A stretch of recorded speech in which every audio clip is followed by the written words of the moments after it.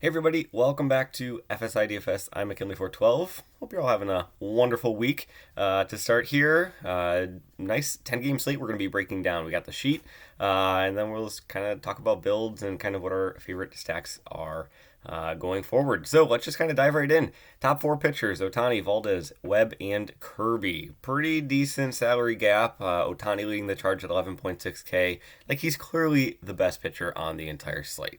The question you have to ask yourself is, do you want to pay 11.6K for him? You can squeeze him in there. There's a cheap pitching option that is available that you can pair him and Ohtani. I don't think I'm going to be wanting to go pay 11.6 for Ohtani, though, personally. That's just me right now on initial look. I'm probably not going to be going up there for Ohtani. But still, he's still the best pitcher on the slate. Got a toughish matchup against Houston. We know what their bats can do, but there are some more strikeouts in the bottom of the lineup this year than in years past. So decide what you want to do for Ohtani. The other three guys, Valdez, Webb, and Kirby, they're all very similar pitchers in terms of like a lot of the metrics. They all have very similar strikeout rates. They all have very similar swinging strike rates. They all have very similar hard contact rates. Where things kind of differ is, Kirby's much better at like control and limiting walks. Guys like Valdez and Webb are much more, ground ball inducing pitchers and, kind of suppress some of like those blow up potentials from like fly balls and home runs and everything. Kirby and Valdez got the tougher matchups. Webb's got the easier matchup going up against Washington, and he's kind of smacked right in the middle there for salary. So looking over at the sheet, Ohtani, he's the best pitcher on the slate. I can't put him anywhere else, but I do think that salary is limiting what my interest in him on the slate at 11.6K. But as far as Webb, Valdez, and Kirby, I do think Webb is my favorite of the three. But I think Kirby is actually a really, really intriguing GPP play. So if you do want to go Kirby at 9.1K going up against Texas, I would totally back you up. I do think he's a fantastic GPP option, just with his ability to limit walks. Maybe he gets good BABIP. And like I said, they have all very similar strikeout rates. Going into the mid-tier, if only I could spell Heaney. There we go. Heaney and Luzardo, those are kind of the two that are, I'm going to kind of come together when I'm talking about here. So Heaney and Luzardo, they're both very similar pitchers in that, and if you've watched these videos in the past, you know this about Heaney for sure. Like, Heaney and Luzardo, they can strike a lot of people out and they have that great upside, but at the same time, they both allow a lot of fly balls and they both allow a lot of hard contact. They both have high hard contact rates, high fly ball rates, and that's a kind of a recipe for home runs, obviously. So there is some risk in them with Luzardo and Heaney. But I still think compared to the rest of the guys in this middle tier, those are the two that really do stand out. Giolito, man, he's just kind of like fallen off. Just kind of all facets of the game. Going up against Kansas City, I mean, he's fine. Like, we know what his potential is and what it can be. And maybe he gets back there. I'm not fading him by any means. Definitely if you're building like a handful of lineups, probably going to have a share of him at some point. But still, I do have him ranked third here in the mid-tier. And then Flaherty, ranked fourth. It does look like the winds are going to be blowing in Chicago.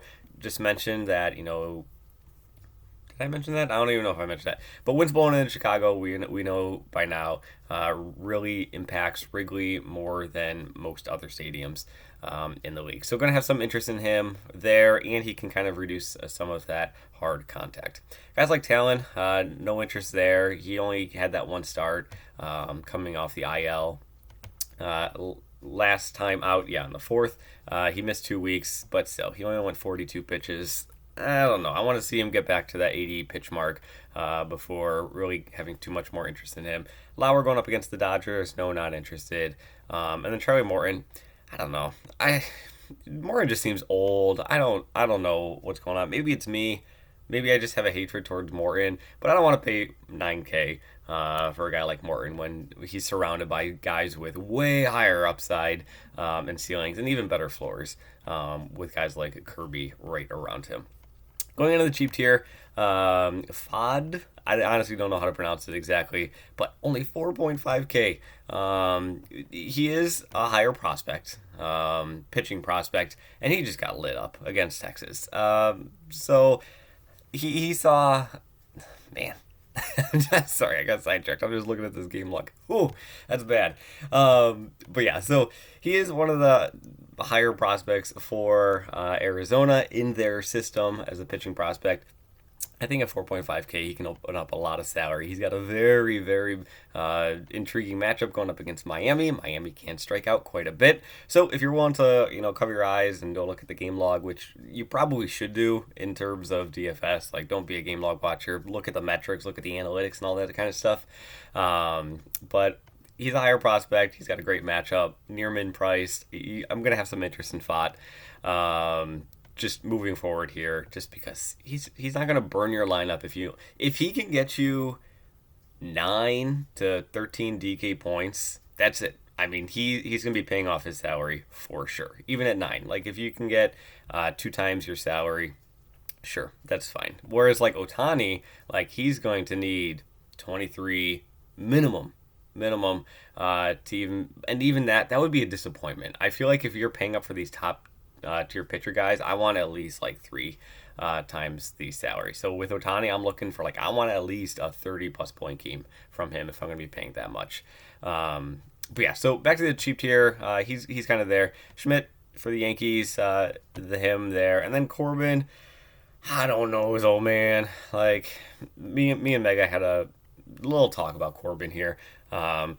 He has them ranked here. I have him in more of the no interest category. But either way, I'm probably not going to be having him at all. And even if I did, it would be after I built 100 lineups. But I don't build 100 lineups, so he's not going to be in my player pool. So let's look down to the bats. New York Yankees, they're leading the charge here on this slate. Vegas loves them. They have the highest implied run total on the entire slate, and they are dirt cheap. So Rizzo 4.5K, Torres 4.5K. Is Judge coming back? What do you think? Judge continuing to be activated on Tuesday. So yeah, he is coming back. So obviously with the return of Judge, even better, like the Yankees even more. 6.2K is a hefty price tag, but the rest of your bats are 4-5 and under. So Rizzo, Torres, those are going to be probably my favorite 2 going up against Ruchinski and that just atrocious Oakland bullpen behind them. But yeah, you really can't go wrong with pretty much anybody of the Yankees guys, but Rizzo and Torres would be my favorite 2, and then probably Judge. And then, DJ LeMahieu probably could be batting leadoff. Bader could be in there as well. So Yankees are going to be my favorite stack on the slate. Atlanta going up against Pivetta. We talked about, let's go back to Heaney and Luzardo. Guys who allow a lot of fly balls. They allow a lot of hard contact, but they can strike a lot of people out. Pivetta, he's just like them, except he doesn't strike as many people out, but he does allow a lot of hard contact and fly balls. So that kind of pitcher going up against Atlanta, sorry, but I do think Atlanta's going to be hitting the ball far and often on this slate. The main thing that drops them below the Yankees, and maybe even drop them a little bit farther leading up to lock, depending on how salaries work out and more research comes in, they're just so dang expensive. So Acuna kind of matches Judge in terms of salary, but then you have Olsen, Riley, Murphy, d'Arnaud, and Albies, all 5 more guys more expensive than the next Yankees guy. So the salary is really the one thing holding them back. But if you want to do a full Atlanta stack and then throw in the cheap Arizona pitcher, I mean, it's doable. It's possible. Something you can achieve. Chicago White Sox for GPP. I think they're very, very intriguing for GPP. Let's go back to the Heaney Luzardo Pivetta conversation here. I gotta find. There they are. Oh, they're right there for the next team. Jeez. But they're going up against Lyles. Lyles is just like the Heaney, Pivetta, Luzardo trio in that he allows a lot of fly balls. He allows a lot of hard contact, except Lyles just can't strike anybody out at all. He's got a sub 20% K rate. He doesn't induce swinging strikes either. And we know that this Chicago White Sox team can have some pop in their bats. They've just been such a disappointment all season long. So, I mean, maybe this is the one where they get it back. So Anderson, Robert, Grandal, they got some big bombers in their lineup. So I do think that they're a really intriguing play from a GPP standpoint in that regard. Kansas City, that stadium, like we've been seeing a lot of high run totals there. We've seen the ball flying out like crazy. So that just kind of boosts some more interest in them. Maybe pay attention to the winds. I haven't looked at the winds. I haven't looked at the weather for Kansas City. But if they're blowing out, I'm going to be jamming the White Sox even more in that regard. Seattle, I do think is very intriguing. Obviously, I mean, let's just pull them up. There we go. Going up against Heaney. The obviously portion being like we've just talked about Heaney being, yeah, he can strike a lot of people out, but he can allow a lot of hard contact, allow a fly balls, which then results into some home run possibility. And Big Bombers, home run possibility all over the place with this lineup. Julio Rodriguez, Teoscar Hernandez would probably be my two favorite. They would be like the two people that I would lead off with in terms of stack. And then I would even just go with Cal Raleigh. Pay up a little bit of catcher, just kind of differentiate yourself, just because a lot of people don't like to pay up in the catcher position. Last team I'm going to talk about here real quick is just going to be San Francisco. I really like San Francisco because they're going up against Corbin. Corbin had that one good start, but again, it was in Wrigley. The winds were blowing in very strongly, so I just think that was a lot of the impact there. We know that Corbin, this year, past years, he's really struggled. San Francisco, I do like them. Vegas really likes them. They have a very high implied run total. I think it's over 5 on this slate. But there is a massive pinch hit risk anytime that you do play San Francisco. So, it's not just this year. It's been in years past. Like, they're a team that they pinch hit their guys a lot. And it's frustrating. And it's annoying. But they got a lot of cheap options here. Slater, he could be leading off in their lineup at only 2.7K. Guys like Flores, he could be, he's right below him at 2.6K. He could be batting right in the middle of the lineup. So they are very, very affordable.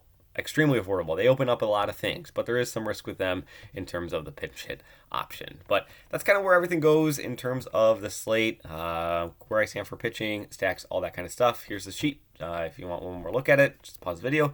But yeah, thanks for watching. Really do appreciate it. Hope you guys have a fantastic day. Good luck in your DFS contests, and we will see you in the next video.